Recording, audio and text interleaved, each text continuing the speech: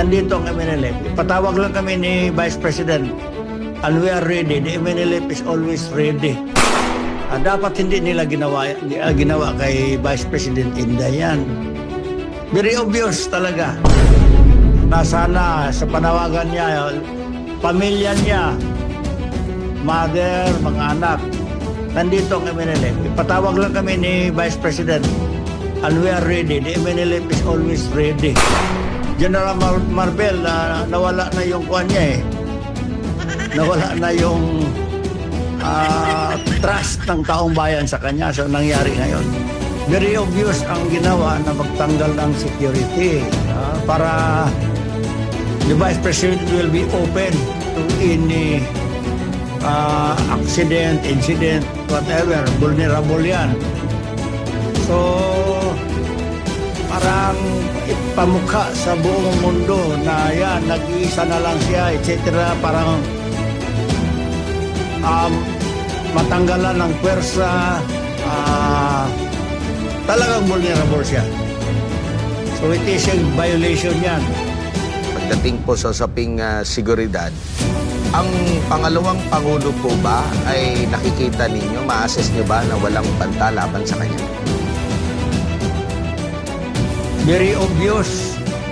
Sa tingin ko lang sa lahat ng nakikinig, Assalamualaikum warahmatullahi wabarakatuh. Very obvious ang ginawa na magtanggal ng security para the Vice President will be open to any accident, incident, whatever. Vulnerable yan. So, parang ipamukha sa buong mundo na yan, nag-iisa na lang siya, etc. Parang matanggalan ng pwersa, talagang vulnerable siya. So it is a violation yan. Gaano namang kahalaga na yung mananatili sa kanya na security ay meron siyang trust and confidence? Kasi napansin niya, yung pawang mga tinanggal sa kanya, yung matatagal na rin sa kanya, galing sa Mindanao, yun pa yung mga nilipat dito, tapos yung mga meron na mga ibinigay doon, na yung mga natitira, pero hindi siya yung pumili. Gaano kahalaga na meron kang trust and confidence sa yung nakapaligid sa iyo? Number one, pinakamahalaga talaga na yung security mo, trusted mo talaga yan. Mahirap maglagay ng security na wala kang tiwala. So, hindi ka mapalagay talaga dyan. Deliberate yan na gano'n ang ginawa para ma-demoralize ang ating Vice President, the second highest office of the land. Dapat hindi nila ginawa kay Vice President Inday yan. Very obvious talaga.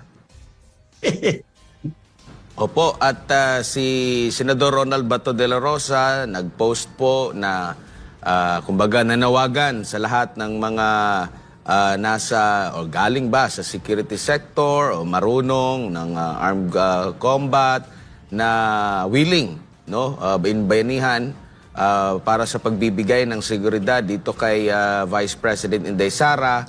Sinigundahan naman ito ni Senador Robin Hood Padilla at ni Senador Bongo, at nakita ko rin po sa post ninyo na handa rin kayo na magbigay ng seguridad po sa pangalawang Pangulo. Yes, it is incumbent for us, obligasyon namin. Hindi namin pwede mabayaran ang pag-secure ng mga Duterte sa amir namin, ng aming founding leader, Professor Normiswari, na nandito sa Davao. Malaki ang utang na loob namin sa kanilang pamilya. So, hindi kami pwede magpabaya. Kung kailangan nila kami, nandito kami, physically, kasama na mga prayers namin, na sana sa panawagan niya, pamilya niya, mother, mga anak, nandito ang MNLF. Ipatawag lang kami ni Vice President and we are ready. The MNLF is always ready. for this one. Anytime. Mm-mm. Opo. Ready kami. Ito ang answer namin sa panawagan ng mga mahal natin ng mga senador. Sila Senator Bongo, Senator Bato, at saka si Senator Robin. Here we are, the MNLF. We are ready.